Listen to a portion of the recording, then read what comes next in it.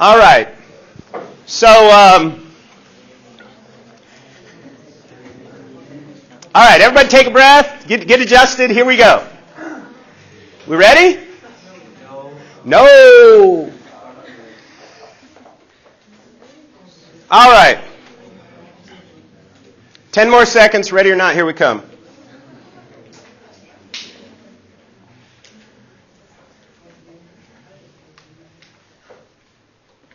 All right.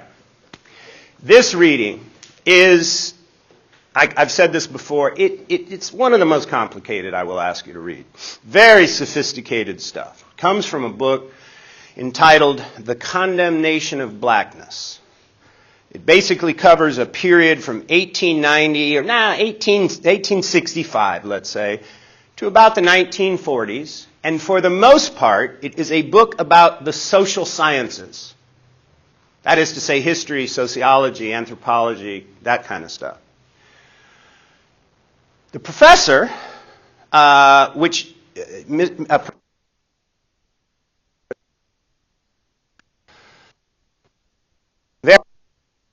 in New York City called the Schomburg, largest repository of archival holdings. Archival holdings are the original history.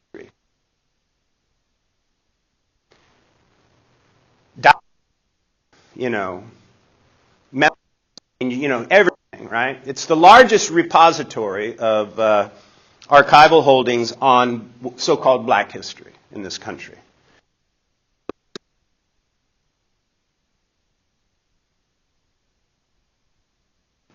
We'll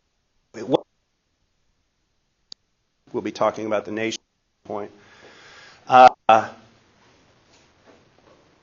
And if you want to kind of, really get a grip on this thinking, you'll see some great stuff. I mean, he's really fascinating. One thing that I like about him is that he's not like me. He's very calm, very smart. Not to say I'm not smart, but he's very smart and very articulate. Not to say I'm not articulate, but he has this way of kind of laying stuff out that's really profoundly impressive. All right. So, I'm just going to say a few more things and then we'll kind of get to the questions. But I just want to talk about the book kind of more broadly and what it deals with. Basically, his thesis is this: that the way blacks have been portrayed essentially criminalizes them, turns them into criminals. Makes us as a society look at black folks and the first thing we think is criminality. Not everybody, but I mean this is so the criminalization of blackness is about the discourse, essentially, of criminality. Discourse means how we talk about something. Okay? And so Muhammad has looked into the discourse of criminality, and what he's found is that historically, blacks have been criminalized in a lot of ways. And you read the chapter, so you kind of know what we're talking about, right? But I want you to realize that in this chapter, he's not just talking about criminality. He's talking about how people talk about criminality. Okay? And basically, what he argues is that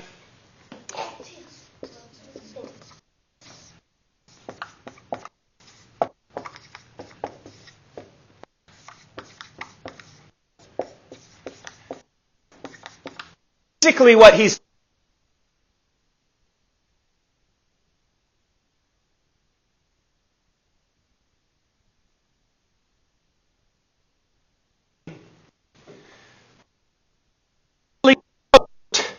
crime into race and culture. Stated differently,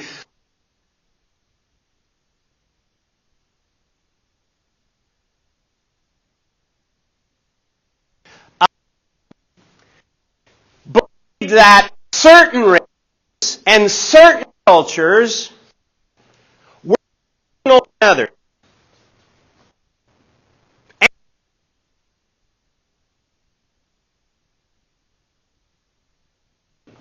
Because and because of their culture, their life ways. Okay? Then we get to the chapter we're in that you guys read for today, and he says that discourse changed.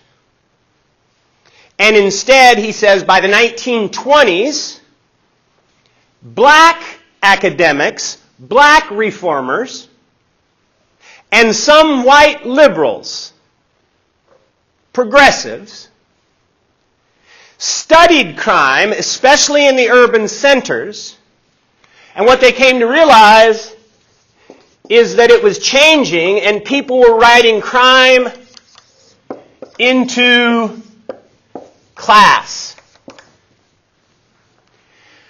Which is to say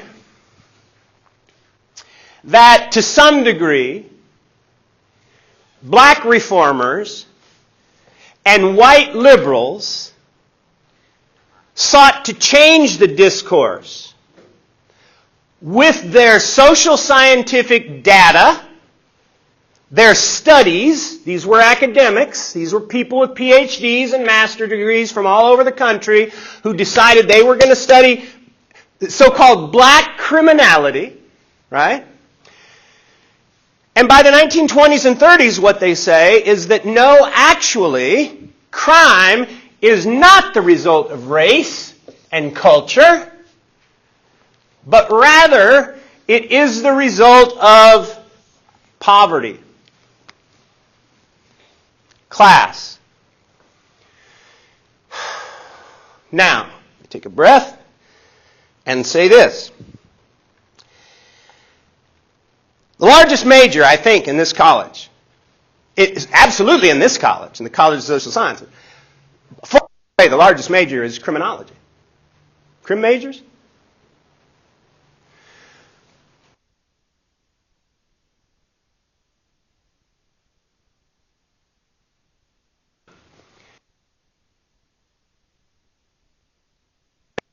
Social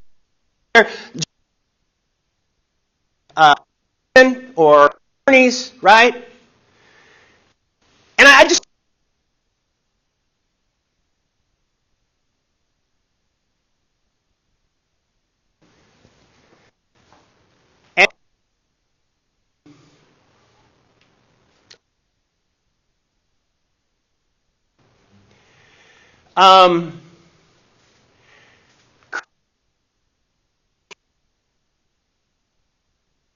an industry.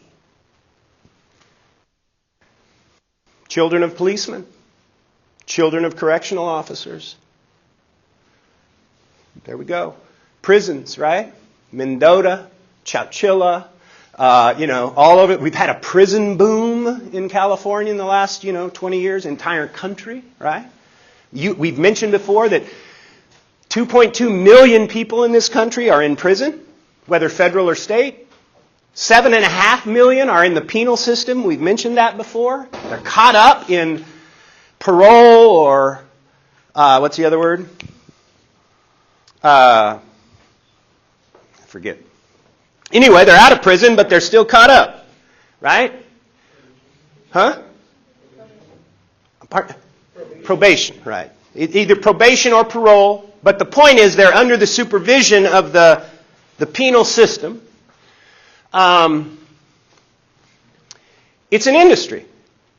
Hell, just yesterday when I was driving home from Vacaville, we're driving and we're leaving Vacaville, and my son says to me, because he was with me, he says, "Dad, is that a prison?" We're driving by, and sure enough, there's a prison in Vacaville. I don't know how many jobs it creates, but I mean, we got to put our prisoners somewhere. Someone has to work, right? This country has something like 880,000 policemen. It has something like 18,000 police departments in 50 states. And by the way, with reference to statistics,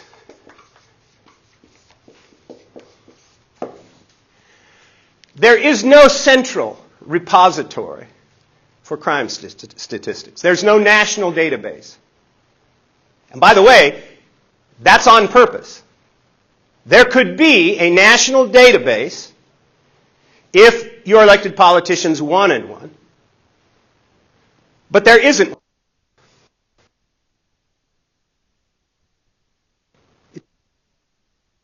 They want people to be able to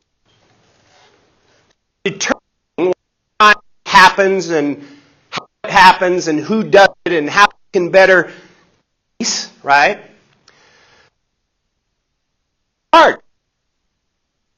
Centralized. And is about statistics just like that, right? And of course, so that's, and then we have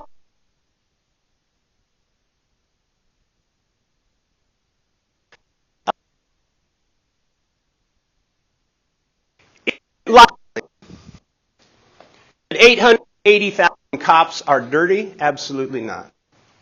Is it likely that 90% of them are dirty? Probably not. Is it likely 95%, 98% are dirty? Probably not. But here's the deal. If you're a cop or a correctional officer or whatever, when you take your job, you're going to get a big-ass policy manual, and for months and months and months, they're going to make sure you understand the policies of the department, whatever that department is. And you will have to keep your job. To keep your job, you will have to follow those policies. Right? Now, like you, I have family members who are cops. And let me just say, telling the truth to my family has cost me. Not because I think my family members who are cops are bad people, or for that matter have ever abused their authority of the badge. But the thing is, I don't get to stand up here or go on Facebook or say to my family, well, I can do it in here because it doesn't get back to my family, but if I do it on Facebook, it gets to them immediately. I had to stop posting stuff on policing. Just so I could fit in with the fam, right? It's too personal. And this is what I want to say to you who kind of might be predisposed to be defensive about this. I get it. But I'm not saying your dad or your mom is bad. That's not what I'm saying. I'm saying that this country has a history. And you just read about 20 years of it. This country has a history.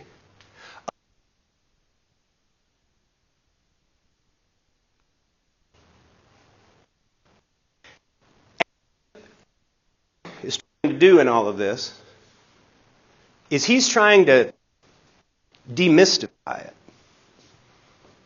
He's trying to demystify.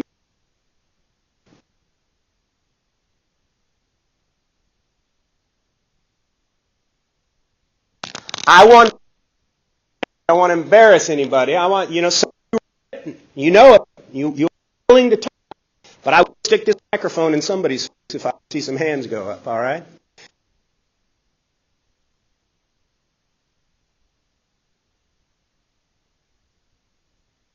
In terms of its structure. Oh, he says that. In what is this a chapter about that process and what is meant by structural? Who wants a...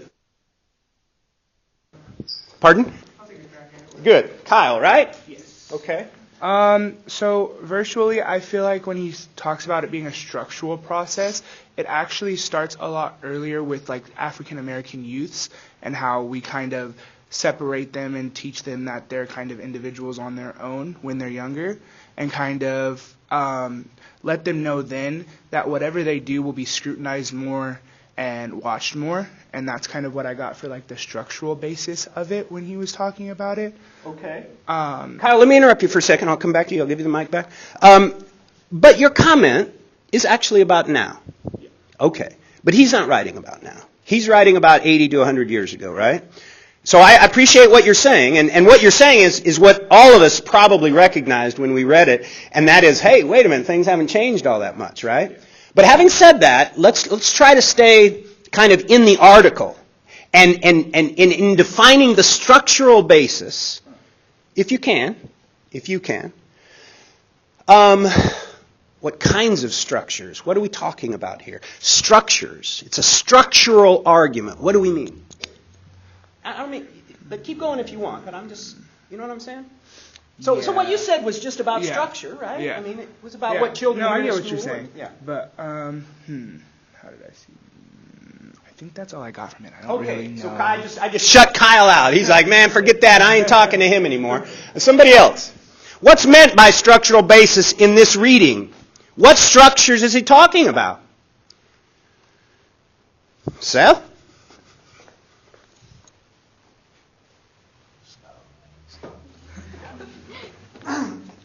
Well, what I thought the structure was based on was that since this is based on like 1880s through like 1920s, 20s and 30s, I put that the structure was based on the idea that blacks were always criminalized because they were always superior. And what structures, though? What structure indicated that? I think you know. Did colleges communicate that? Yes. They did. I mean, so, you know, you have black reformers in the 1920s and 30s arguments against other academics. So the point I'm trying to make is that one larger that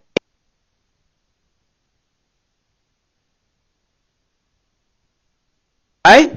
Now I'm come up with some other structures that maybe I mentioned already.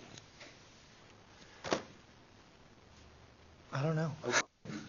I think it has to do with how you mentioned earlier that it's about class, and then again the idea of the social, kind of like social Darwinism, and kind of just like the structural basis. The basis is always the lowest form, so poverty. And because they were always lower class, that's basically, since they're lower class, they're obviously criminals. Okay, I like that, and I think you're right. But I'm going to correct one little thing. I'm going to push back on one little thing. You said if we're talking about structures, we're talking about lower class. No. Because to talk about the lower class is to imply that there's an upper class. To talk about people in poverty is to imply that there are people with lots of money. To talk about people who don't have power is to talk about people who have power, right?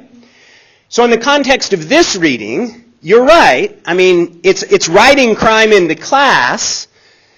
So the structures we're talking about are economic structures. Who has, stuff and jobs and good jobs and nice neighborhoods and who doesn't, right? So you're right. I agree with you. But I just wanted to make that one clarifying point, right? That structuralism seeks to give a broad, overarching, if complicated, explanation. But it talks about people not in just the lower class, but the higher class too, right? All right, Moises, all right, no, I wasn't going to stick the mic in. Okay, so do you want to say more? Do you want to say more? Anybody else want to say more? Other structures that I mentioned, for instance, that you haven't.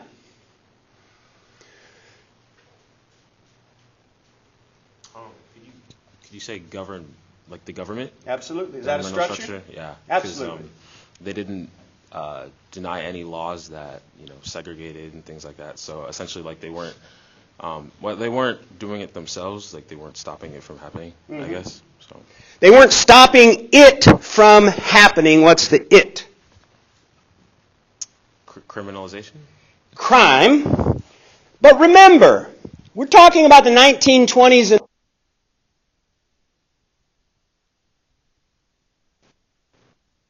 the other Constitution. 20. Anybody remember that one? It became illegal to do what in 1920? Sell or consume alcohol. How is this prohibition? by the way, is a structure. If you criminalize something, like weed, or you decriminalize something, like weed, it changes the market, changes.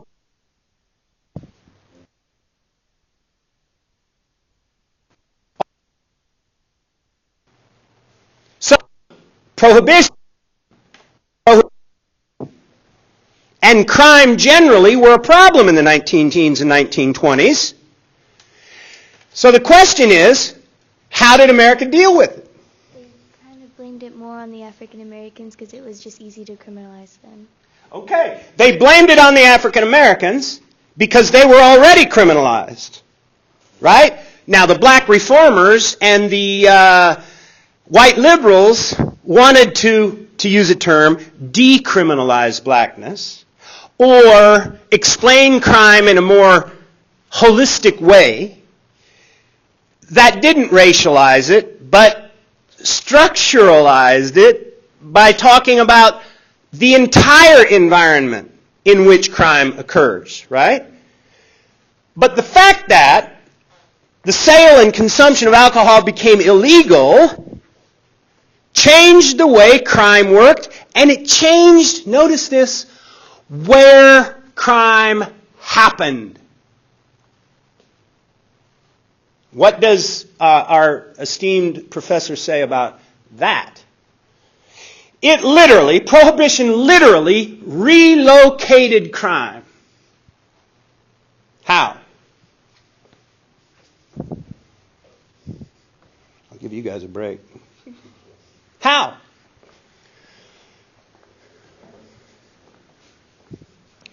Anybody know? Generally speaking, in the early 1900s, there were bars. Did they talk about police like taking women to specific parts of town? Which specific parts of town? Like the poor part of the town? The poor part of town, but that's also where whom lived? Like the black people and like all the other races. Right.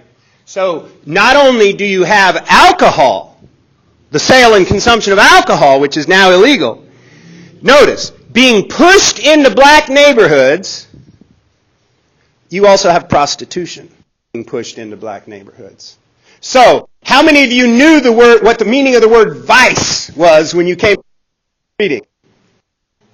It's okay. It's okay. An email yesterday while I was driving. Caroline, I'm reading this, and I just want to ask you a question. The word vice, I had to look it up, and it basically, criminal act like prostitution and drinking alcohol. Am I right about that? I said, yeah, you're right. When I was a kid, the cops who focused on this kind of behavior were called vice squads.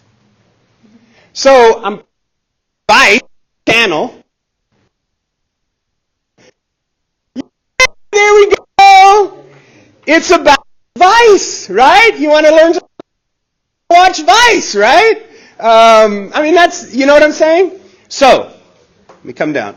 Prostitution and the sale and consumption of alcohol are moved into black neighborhoods, which means they're moved out of which neighborhoods? The rich ones? I don't. The white neighborhoods, the rich neighborhoods, right? Okay. And what do the police do? What do They arrested black people. A lot. A lot. Like they're the ones that pushed it over there so that they couldn't purposely arrest them. Okay. So when I was reviewing the article this morning, I was thinking about this, and I thought, John, you got to get to class by 8 o'clock, but, should you just Google crime statistics? I thought, well, I'll go ahead and do that. So I got a little screenshot here of something that's interesting. And then I'll let you guys go. Okay, it's not going to get much bigger. Check this out. And this is consistent with what Professor Muhammad argues. The U.S. population is 62% white, 13% black, 17% Hispanic. The people in jail, 47% white, 35% black. Notice that's almost 3 times the number of the percentage in the population.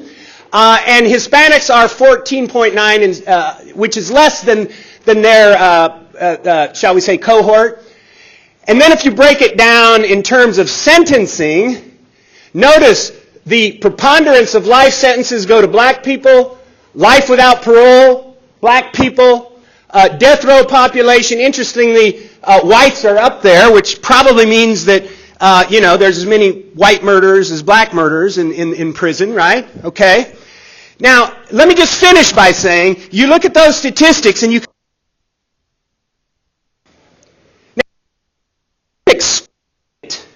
and we can't explain it today, but let's illustrate.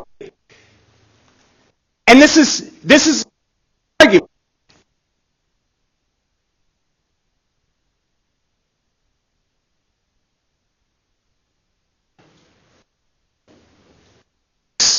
Are criminalized. Although from criminological study,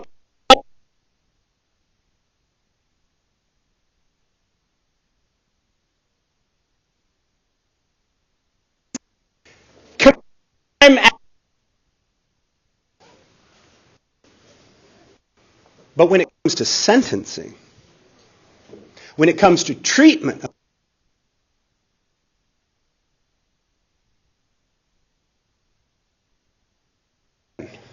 okay? On that happy note, I'll wish you a happy weekend and see you on Monday. I'm going to put this one up. I like this video. I'm going to put it up, and I'll probably put one more up. So, if you're